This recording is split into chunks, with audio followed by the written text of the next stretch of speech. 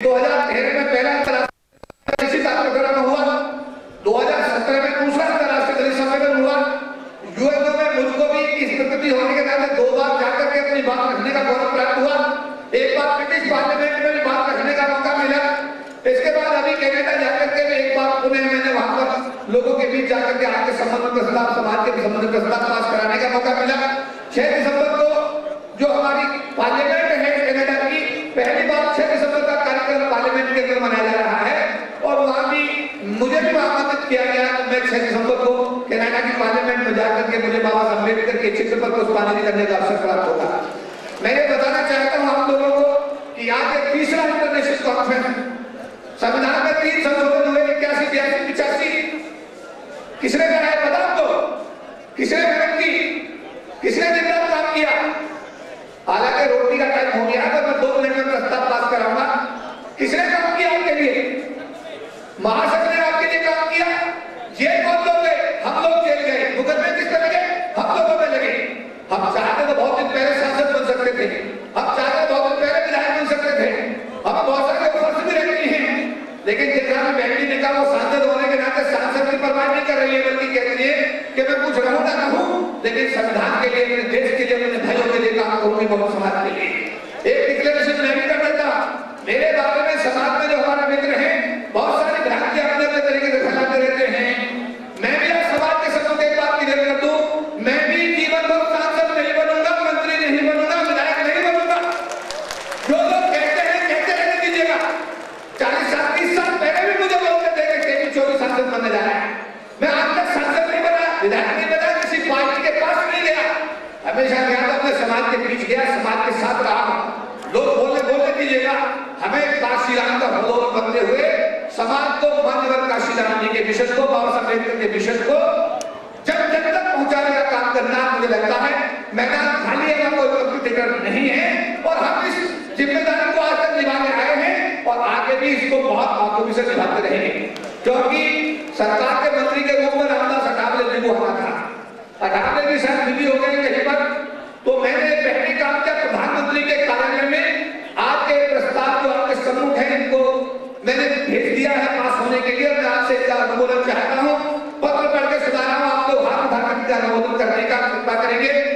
श्री नरेंद्र मोदी जी, माननीय प्रधानमंत्री भारत सरकार नई दिल्ली, विषय संविधान दिवस 26 नवंबर 2018 के अवसर पर अनुसूचित जाति जनजाति समाज की समस्या के समाधान हेतु 5 प्रस्तावों पर त्वरित कार्रवाई करने हेतु। काम की बात सुन ले, 1 मिनट बैठिए। जो जहां में खड़ा हो जाए, जो जहां है वहीं बैठ जाए, जिस पोर्शन में जो 2 मिनट के लिए बैठेंगे। माननीय महोदय,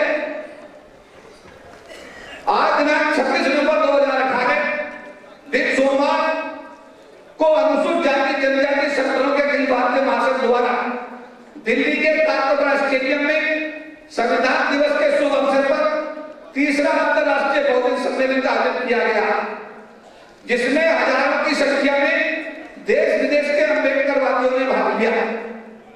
सम्मेलन में अनेक विषयों पर विस्तार से चर्चा हुई, जिसमें आपके द्वारा बाबा साहब अम्बेडकर के 5 तत्वों को सराहना की गई। इस अवसर पर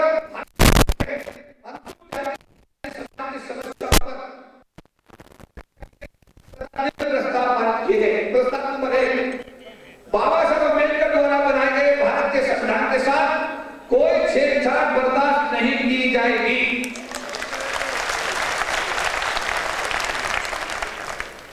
जिन देश विरोधियों द्वारा दिल्ली के संसद मार्ग पर पुलिस की देखरेख में भारतीय संविधान की दिन दहाड़े होली जलाई गई है, उनके खिलाफ त्वरित कार्रवाई कर उन्हें जेल भेज करके फांसी देने का काम भारत सरकार करे। प्रस्ताव नंबर 2, दिनांक 2 अप्रैल भारत बंद के दौरान झूठे मुकदमों में बंद किए गए समाज के निर्दोष नौजवानों को तुरंत रिहा किया जाए और उनके झूठे मुकदमे वापस किए जाए। आपकी ताली का मतलब है रिकॉर्ड हो रहा है, ताली बजनी नहीं है, लगता है कि आप भी इतनी ताली बजेगी तो रिकॉर्ड में आएगी। तीसरा, आरक्षण कानून बनाकर संविधान की 9वीं सूची में शामिल किया जाए, निजी क्षेत्र में, न्यायपालिका में और शिक्षा में, सेना में आरक्षण लागू किया जाए तथा बाबा साहब अम्बेडकर और महात्मा गांधी के बीच हुए पुनः पैक्ट का अनुपालन सुनिश्चित किया जाए, सरकारी क्षेत्र का निजीकरण बंद किया जाए। मैं यहां बताना चाहता हूं, जिसका जितना अच्छा काम है उसको बोलना चाहिए। तत्कालीन प्रधानमंत्री स्वर्गीय इंदिरा गांधी ने देश में राष्ट्रीयकरण का दौर चलाया था, ये बात सही है। बैंकिंग भर्ती बोर्ड बनाया गया था, सरकारी तेल कंपनियों का निजीकरण से उसको सरकारीकरण किया गया था, बैंकों का सरकारीकरण हुआ, बीमा कंपनियों का सरकारीकरण हुआ, विशेष भर्ती अभियान चलाए गए, तब जाकर के देश के सरकारी क्षेत्र में एससी समाज के 40 लाख अक्सर लोग थे जो सरकार की नौकरी में आने में कामयाब रहे। दौर चला गया, सरकारी क्षेत्र खत्म हो गया, निजी क्षेत्र आ गया। आज सरकारी क्षेत्र में संख्या घटकर 14 लाख पर आ गई है। 10 साल में संख्या 2 लाख के आसपास बढ़ जाएगी। समझ में नहीं आई? 40 लाख लोग रोजगार में थे सरकार के, एक घर में 10 परिवार के लोग पलते थे। 4 करोड़ लोग इस आरक्षण बाबा साहब के आरक्षण से गरीबी की रेखा के ऊपर आए थे। सांसदों के रेलवे की संख्या 10,000 के आसपास के तक नहीं बनी 25% के आरक्षण से। अगर 10 आदमी से मल्टीप्लाई करता हूं तो 1 लाख लोग 25% के राजनीतिक आरक्षण से गरीबी की रेखा से ऊपर आए और 4 करोड़ लोग बाबा साहब अम्बेडकर के सरकारी क्षेत्र की नौकरी में आरक्षण की वजह से गरीबी की रेखा से ऊपर आए। सहमत है आप लोग इस बात से? सहमत है? बिना संविधान बदले संविधान बदल गया और बिना आरक्षण खत्म किए आरक्षण खत्म कर दिया गया। मैं सरकारी क्षेत्र में हूं, सरकारी क्षेत्र के कर्मचारियों का पिछले काफी समय से 35 साल के आसपास से देख रहा हूं। इस महासंघ का राष्ट्रीय प्रधान महासचिव भी 97 से इस काम को मैं देख रहा हूं और 97 का 21 साल गुजरात के बीच में हो गए नहीं हुए, हो गए नहीं हुए, मुकदमा मुझे चले नहीं चले, जेल गए नहीं गए इस काम के लिए। सारी चीजें हमें सही हैं। चाहते तो हम भी अपने छोटे भाई उदित राज की तरह हम भी चाहते तो हम भी बैठों से कभी का स्लीप हो जाते हैं, उनसे अच्छा बोल लेते हैं, उनसे अच्छी हमारी पर्सनैलिटी देखने में लगती है, उनसे अच्छा हमारा वैसी सेटअप है। चाहते तो उनसे बढ़िया पोजीशन लेकर मंत्री भी बन सकते थे, लेकिन हमने 2014 के लोकसभा चुनाव में साफ तौर पर कहा कि हम लोग उस लाइन में नहीं है, हम तो माननीय काशीराम जी के भलों पर हैं और उनके मिशन के लिए काम करने की अंतिम दफ्तर का बदलाव था। ये तीसरा भी पास कर दिया आपने, क्योंकि ये आपका सबसे बड़ा नुकसान जो हुआ है वो सरकारी। अरे एक बात बताइए भैया, जब तुम्हारा मजबूरी है सरकारी क्षेत्रों में क्षेत्र करना, तो मैं आपसे पूछना चाहता हूं कि आप निजी क्षेत्र में आरक्षण की व्यवस्था क्यों नहीं करते? संविधान में संशोधन करके क्यों नहीं आप उसमें आरक्षण लागू करते निजी क्षेत्र में? विजय माला साहब ने बैंक का पैसा लिया, किंगफिशर हवाई जहाज बनाया, एयरलाइन बनाई, पैसा किसका था? बैंकों का पैसा था, देश का पैसा था। क्या उसमें आरक्षण लागू नहीं होना चाहिए था? जो हॉस्पिटल के लिए, मेडिकल हॉस्पिटल के लिए जगह सरकार 60 दे रही है और बैंकों का पैसा लेकर के लोग मेडिकल बना रहे हैं, क्या उसमें आरक्षण लागू नहीं होना चाहिए? नहीं होना चाहिए। अगर सरकार निजी क्षेत्रों को लाना चाहती है तो संविधान में संशोधन क्यों नहीं होना चाहिए? क्यों नहीं होना चाहिए? क्यों नहीं होना चाहिए? लेकिन ये बेईमानी है आपके समाज के साथ में, ये बेईमानी है हमारे समाज के साथ, खुद ही बेईमानी है और बेईमानी को हम लोग चुपचाप बैठ कर देख रहे हैं। मैं निवेदन करना चाहता हूं मंच पर बैठे हुए सभी नेताओं से, ये जो भी लोग आए हैं सामने बैठे हैं, मंच पर बैठे, हम सब एक ही हैं। हमारी सबकी दुर्दशा है। हमारा मंत्री एक दूसरे मंत्री के पास जाता है तो वो मंत्री जानते हैं, मुझे बड़ा दुख हुआ, राष्ट्रपति भवन में एक मंत्री, राज्य मंत्री दूसरे राज्य मंत्री को बोलता है, अबे दिल्ली पत्नी धरावे। एक राज्य मंत्री शेड्यूल कास्ट के राज्य मंत्री को राष्ट्रपति भवन बोलता है, अबे दिल्ली पत्नी धरावे। आता तो मंत्री बन गया। ये भाषा हमारे लिए प्रयोग होती है। हमारा आईएएस जब आईएएस के बीच में बैठता है तो उसे आईएएस ना मान करके उसको शेड्यूल कास्ट ट्रीट किया जाता है। हमारा मंत्री मंत्रियों के बीच में जब बैठता है तो उसको मंत्री ट्रीट नहीं किया जाता, उसको क्या ट्रीट किया जाता? हमारा सांसदों के बीच में बैठता है तो उसको शेड्यूल कास्ट ट्रीट किया जाता है।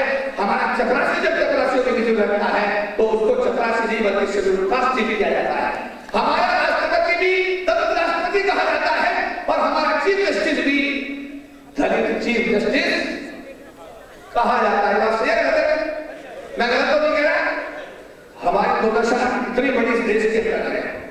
मैंने देखा हमें लंदन जाने का मौका मिला, अमेरिका जाने का मौका मिला। लंदन की तो पार्लियामेंट के अंदर प्रस्ताव आया हुआ है कि भाई एक तो छुट्टी लाओ, वहां भी भेदभाव हो रहा है, कनाडा में भेदभाव हो रहा है, अमेरिका में भेदभाव हो रहा है। जो आदमी भारत से गया है जातिवाद की गठिया बांध करके वो लंदन भी ले गया है, वो अमेरिका भी ले गया है और वो कनाडा ऑस्ट्रेलिया भी ले गया है और वहां पे वो जातिवाद करने में पीछे नहीं। सहमत हो मेरी बात से?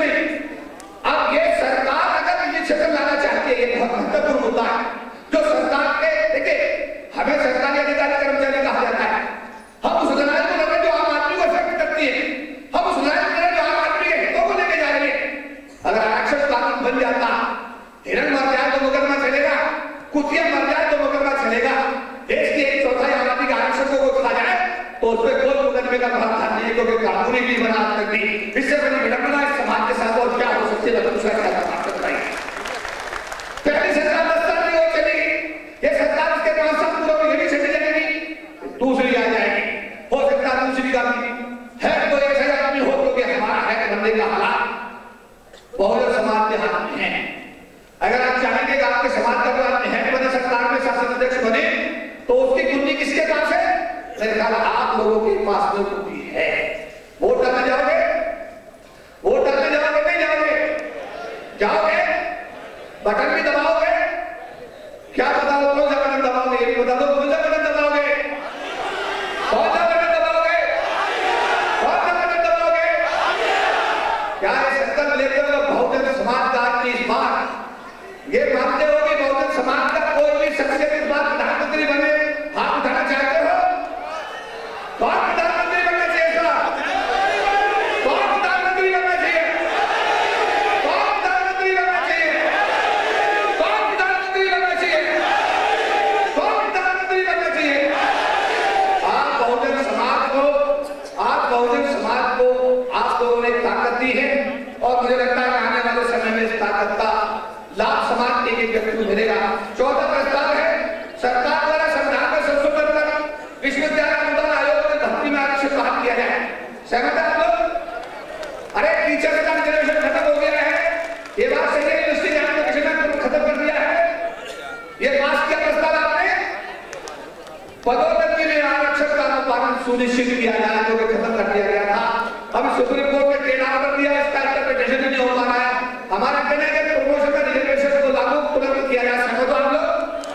कितने लोग सहमत हैं? लगा दीजिए।